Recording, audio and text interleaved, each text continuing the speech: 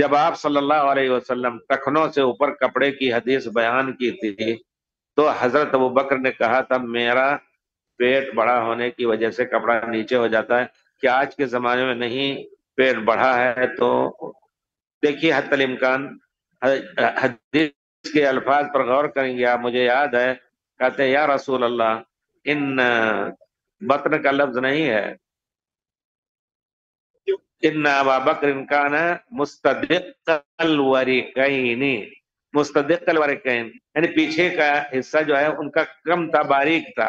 پیٹ کی وجہ سے نہیں، تو کبھی سرک کر کے نیچے چلی جاتی تھی چادر جو پہنے ہوتے ہیں تہبند۔ تو پیارے رسول نے کہا انک لا تفعلہ کبرا، تم تکبر سے نہیں کر رہے ہو، یعنی غیر ارادی طور پر یہ ہو جاتا ہے تو کوئی حرج نہیں۔ آپ دیکھیں پیارے رسول صلی اللہ علیہ وسلم ایک مرتبہ اچانک نکلے، یجر رداءہ صلی اللہ علیہ وسلم، اپنی چادر زمین پر گھسیٹتے ہوئے پیارے رسول۔ تو اس قسم کا اگر غیر مجبوری کے تحت کوئی کام ہو رہا ہے تو اس میں داخل نہیں، لیکن آدمی کپڑا ایسا نہ سلائے کہ ٹخنوں سے نیچے ہو، اور اگر واقعی وہ نیچے ہو جاتا ہے سرک کر کے پیٹ بڑا ہونے کی وجہ سے تو چھوٹا اور سلائیں۔ یہ ہے اللہ کی مرضی کی تلاش میں۔ اگر آدمی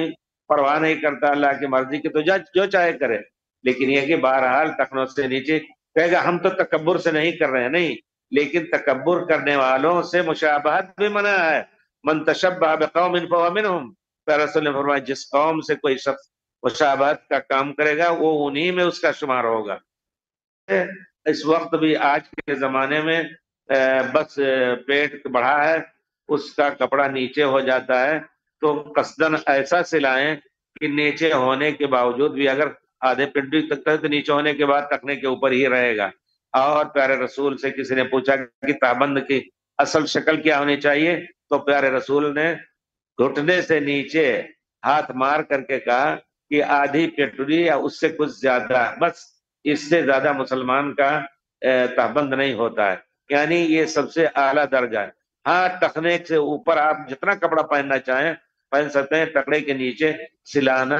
یا اس طرح پہن کے چلنا کی کوئی حرج نہیں ہے۔ یہ غلط ہم دیکھتے ہیں بہت سے لوگ اس کی پرواہ نہیں کرتے ہیں، یہاں بھی نظر آتے ہیں پاجامہ وغیرہ پتلون وغیرہ اس طرح نہ سلائیے، اگر بڑا خریدا ہے آپ نے تو اس کو چھوٹا کر لیجئے، اور سلایا ہے تو ناپ کر کے آپ چھوٹا سلائیں۔